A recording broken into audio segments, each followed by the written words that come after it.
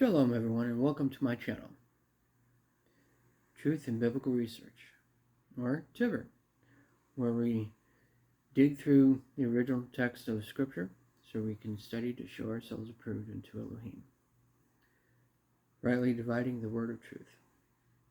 Be sure to like, subscribe, and share to make sure you get all my videos. Hit the notification bell off in this corner over here for all, which would be the black bell. All right, let's get into the subject for today's video, which is the 10 plagues of Egypt, since today is Passover. So the 10 plagues of Egypt is listed in Exodus 7:14 through 11:8. I'm not going to read the scripture because you can read that for yourselves. It's pretty self-explanatory. But what I am doing this video for is why these particular 10 plagues. Why are these plagues completely random? Or is there another reason for these plagues? So, if these are random, why didn't Moses call down a fire-breathing dragon to scorch all of Egypt? Could have done that. Or call down a pegasus or a unicorn to throw up rainbows on Goshen and transport the children of Israel out of Goshen into the promised land.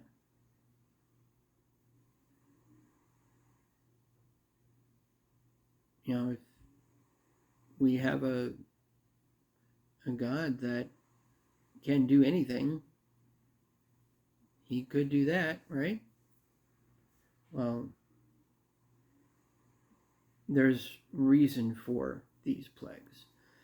Each plague attacks one of the major deities of the Egyptian culture. So let's get into these plagues. The first one is turning the, at first it turns the Nile River into blood, and then the blood of the Nile then eventually makes itself into all of the water in Egypt. So turning the water into blood, when Hebrew word for blood is dam, and that is in 7:17 through 24. You can read that for yourself. But why blood? Well, the Egyptians, this one actually covers three deities. The Egyptians had a Nile-god and also a Nile goddess that went hand in hand. The Nile god was Hapi, and the Nile goddess was Anuket. Hapi was the deity that was for the flooding of the Nile, and Anuket was the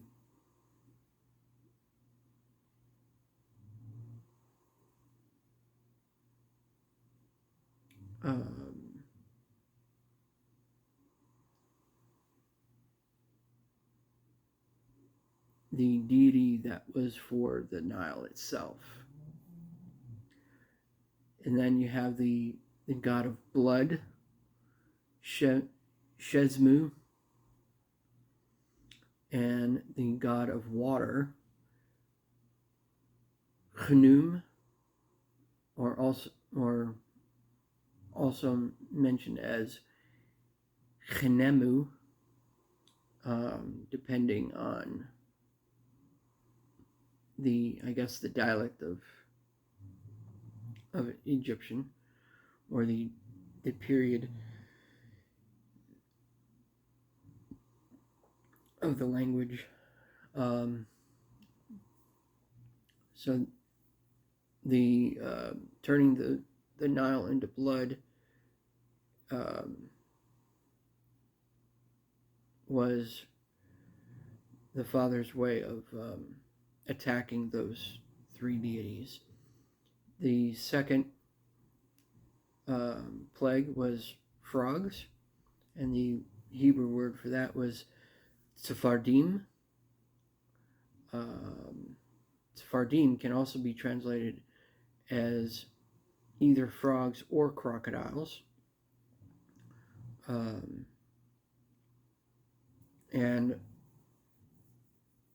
that can be found in 8:1 through 8:14. And to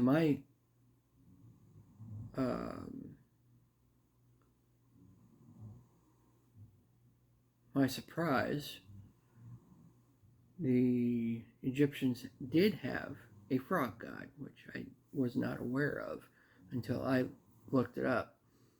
The crocodile god was Sobek, and the frog god was Heqet.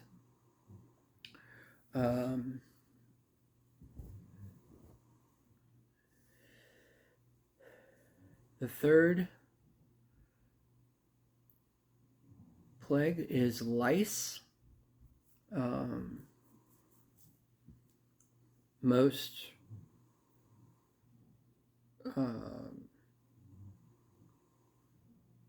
translations have lice, but the translation for the Hebrew word, which is HaKinnim, is actually gnats. That is in 8:16 through 19. And this is attacking the land god, whose name was Geb, G-E-B.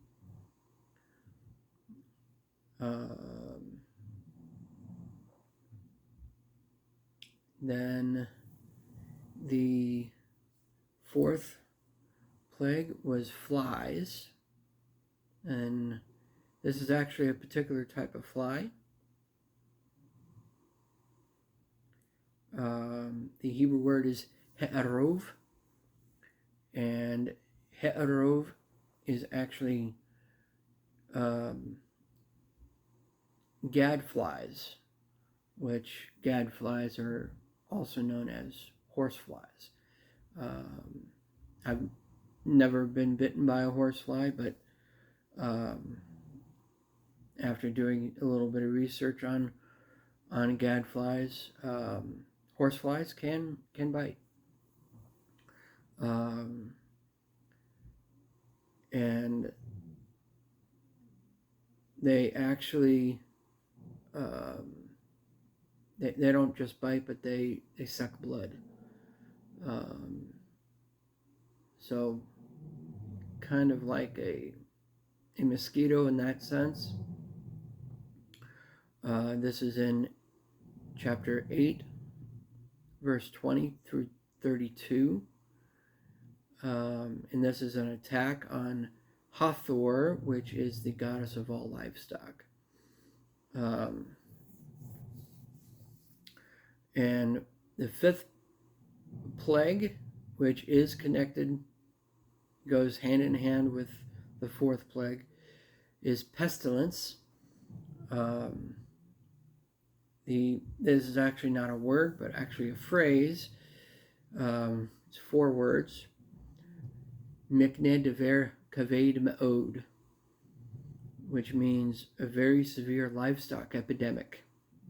It's not just a disease, but it's an outbreak of sorts.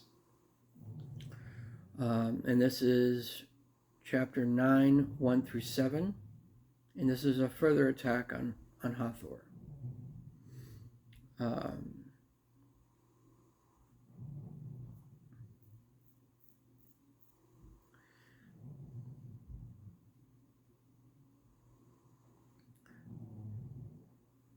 So biting the livestock led to the epidemic of the livestock, because the livestock got sick. And then number 6 is boils, and Hebrew word for boils is hashchin. And this isn't just boils, but it's flaming boils. They're not on fire, but they feel like they're on fire. Boils is like having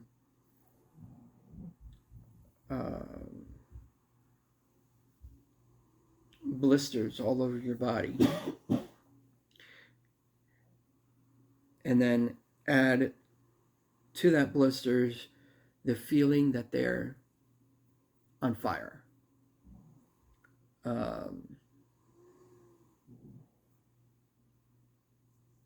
It's not just the blisters on the skin. So that is chapter 9, verse 8 through 12. And I looked up what this could be. I actually looked up is there an Egyptian god of skin or goddess of skin, and what I got was the goddess of beauty, and this is another aspect of Hathor. Hathor had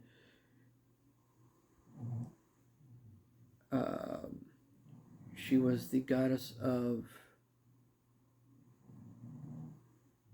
livestock, because she was depicted as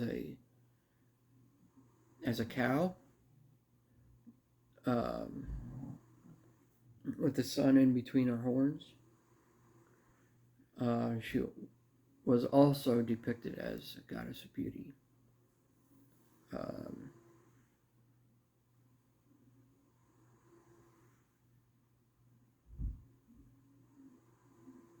Number 7 was hail, and that is barad. Hail is mentioned in chapter 9, 13 through 35. There's a lot of information on just this particular plague.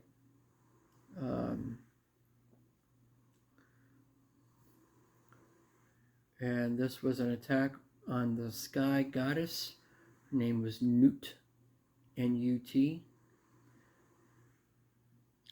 And number 8 was locusts. Locusts is mentioned as arbe in Hebrew, and this is Exodus 10, 1 through 20.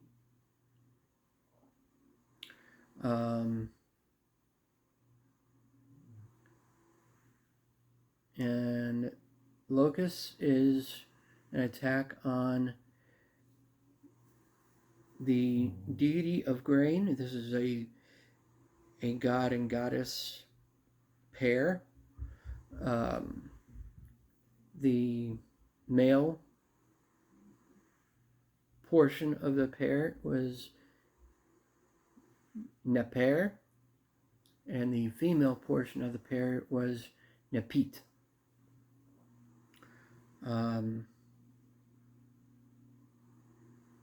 The next one is darkness. Darkness appears in 10:21 through 29, and it's mentioned in Hebrew as Choshekh efelah, and that is complete darkness. Not many people have actually experienced complete darkness, because a lot of people live in the city. So in order to get out of that ambient light, you have to go out to the country, and then even then, you don't really experience complete darkness. Complete darkness meaning that you can't see the hand in front of you.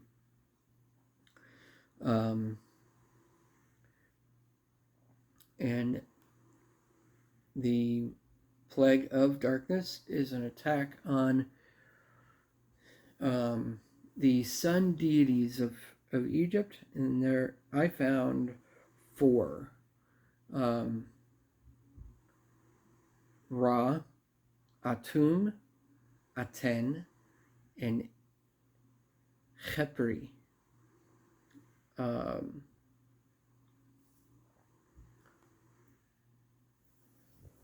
Egyptians mostly worshipped Ra as their sun god, except for Pharaoh Akhenaten. He's the only one that worshipped Aten.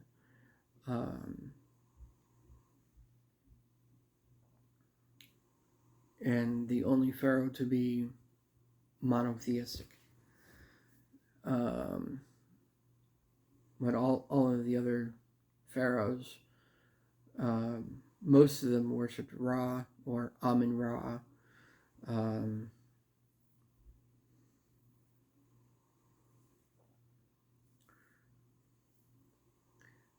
And going on into the last plague, and that would be death of the firstborn. And this is the phrase Meit Bechor, and it's mentioned in chapter 11, 1 through 10. Meit Bechor, I believe, I couldn't find a deity that would be associated with the firstborn, but the pharaoh was seen as the firstborn of Horus. So this plague was a hit to Pharaoh being the firstborn of Egypt. The Pharaoh of the Exodus was not killed in this plague because he was not the firstborn of his father. Thutmose the third was his father. Thutmose the third's firstborn was Amenemhat, who died sometime between 25 to 36 years before the Exodus. Moses left Exodus for the desert 40 years before the Exodus happened, out of fear of Thutmose's wrath for killing another Egyptian and hiding it. He fled for 40 years. He was in the desert, living among the Midianites, and then he returned to Egypt to get the children of Israel out of slavery. And when he returned, there was a new pharaoh on the throne. So I believe that is the real message of why those 10 plagues are listed in Exodus to attack the Egyptian mythological system. Also, none of these plagues hit the district of Goshen. They went all over the rest of Egypt, but not one of these plagues went in Goshen, except for the death of the firstborn. That's the only one that had the angel of death come in through Goshen, and the angel of death only hit houses that did not have the blood on the doorposts. Moses was told to put the blood of the lamb on the doorposts, and if I see the blood of the lamb on the doorposts, I will pass those houses that have it on there. But if there is a house in Goshen that does not have the blood on the doorposts, their firstborn will die just as much as the Egyptians. So, if there was anyone in Egypt that had the blood over the doorposts, they were not hit either. It was the only plague that was not directed to just the Egyptians. All of the other ones were plagues that directly were for the Egyptians, and the turning the water into blood did not hit the water in Goshen. The frogs or the crocodiles did not go into Goshen. The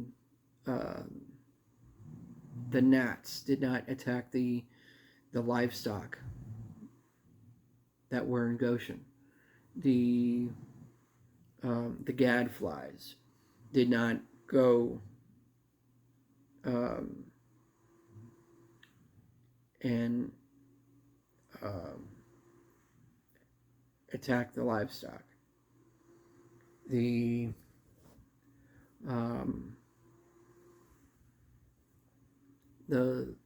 livestock outbreak that took out the livestock throughout Egypt did not attack those livestock that were in Goshen.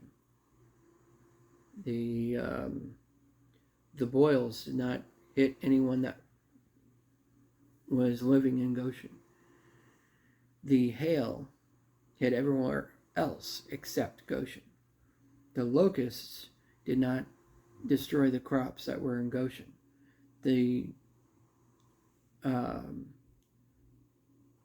For the ninth one, it's mentioned in Scripture that darkness covered the land except for Goshen. Goshen was the only place in Egypt that had any light in it.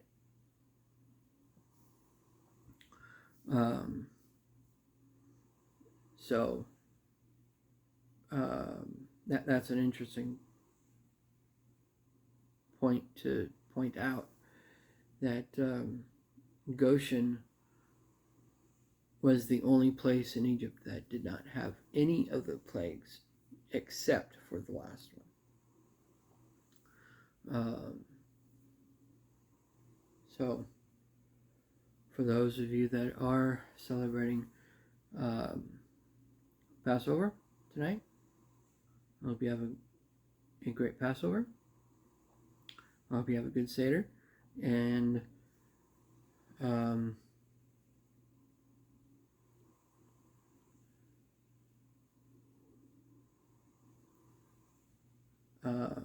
for all of the things that are happening in Israel right now with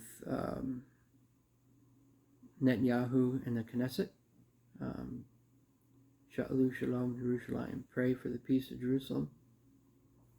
May they prosper who love you.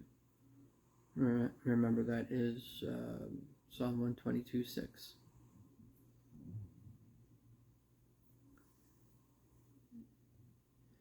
Shalom, guys, and see you on the next video.